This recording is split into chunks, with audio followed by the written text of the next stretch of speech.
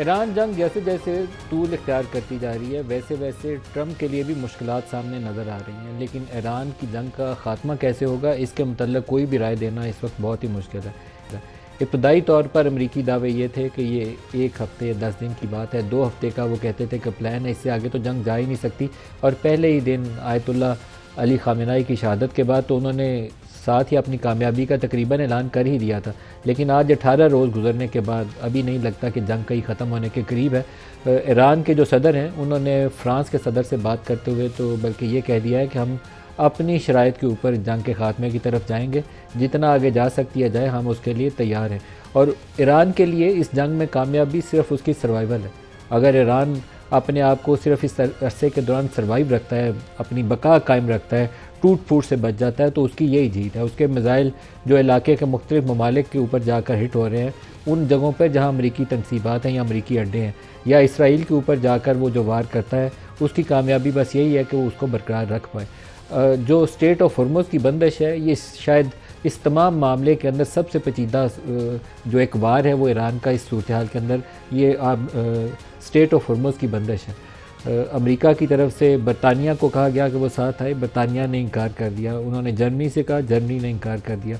Germany ने बल्कि ये भी कहा कि ये नेटो की जंग है ही नहीं है, ना नेटो ने इसके ऊपर कोई डिस्कशन की, ना ही इसकी अप्रूवल दी। तो इसलिए नेटो की जानब से इस वॉर के लिए कमिटमेंट देना, ईरान जंग में शमूलियत इख्तियार करना, वो बिल्कुल मुमकिन नहीं है। ऑस्ट्रेलिया ने इनकार कर दिया, जापान ने इनकार कर दिया।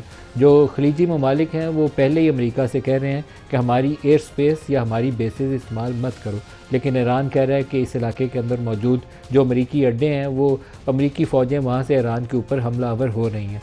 अभी आज की एक जो नई डेवलपमेंट यह है कि अभी इसराइल की जानब से दावा किया गया कि अली लारेजानी जो उनके नेशनल सिक्योरिटी एडवाइज़र हैं, उनको एक हमले के अंदर शहीद कर दिया गया। ईरान की तरफ से इसकी ऑफिशियल कंफर्मेशन आना बाकी है, लेकिन अमेरिका में उनके जो नेशनल काउंटर टेररिज्म सेंटर के सरबराह हैं जो कैंट, ट्रंप के बहुत करीब जाने जाते थे, उन्होंने भी आज ये कहकर इस्तीफ़ा दे दिया है कि ईरान की जानब से कोई इमिनेंट थ्रेट अमेरिका को था ही नहीं, ये इसराइल ने पुश करके अमेरिका को इस जंग के अंदर धकेला है। तो उन्होंने इस्तीफ़ा दे दिया है कि मैं इस इंतज़ामिया का मज़ीद हिस्सादार नहीं रह सकता।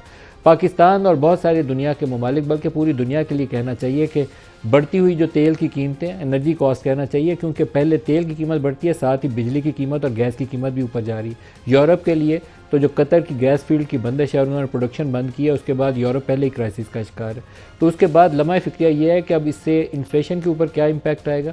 इन्फ्लेशन बढ़ेगा तो सेंट्रल बैंक्स पॉलिसी रेट बढ़ाना शुरू करते हैं, पॉलिसी रेट बढ़े तो फिर ग्रोथ में स्लो डाउन आती है। तो यूरोप जो जहाँ पहले ही अनएम्प्लॉयमेंट की सूरत हाल बहुत ख़राब है, उसका क्या बनेगा। और पाकिस्तानी जैसे ममालिक जहाँ पर आपके पास वसाइल नहीं है, फॉरेन एक्सचेंज की पहले ही किल्लत है, अगर तेल की कीमतें ऊपर जाती हैं तो हर कोई $10 के ऊपर पाकिस्तान को $2 अरब के करीब की एडिशनल कॉस्ट बुक करनी पड़ती है। तो अभी तेल की कीमतें $60-65 से बढ़कर $100 से ऊपर जा चुकी हैं। तो $7-8 अरब पाकिस्तान की सालाना जो इंपोर्ट की रिक्वायरमेंट है उसमें कॉस्ट ऐड हो चुकी है। जितना अरसा ये जंग तवालत इख्तियार करेगी वैसे वैसे हमारे लिए उसकी कॉस्ट बढ़ती जाएगी। हमें इसको मैनेज कैसे करना है, क्या सारा जो इसकी कॉस्ट है वो पास थ्रू करनी है। जो कीमतें 55 रुपये पहले बढ़ाई गई थी, हो सकता है कि अगली बार आपको 155 बढ़ानी पड़े, क्योंकि इस दफ़ा हुकूमत ने वो पास थ्रू नहीं किया 75 रुपये का।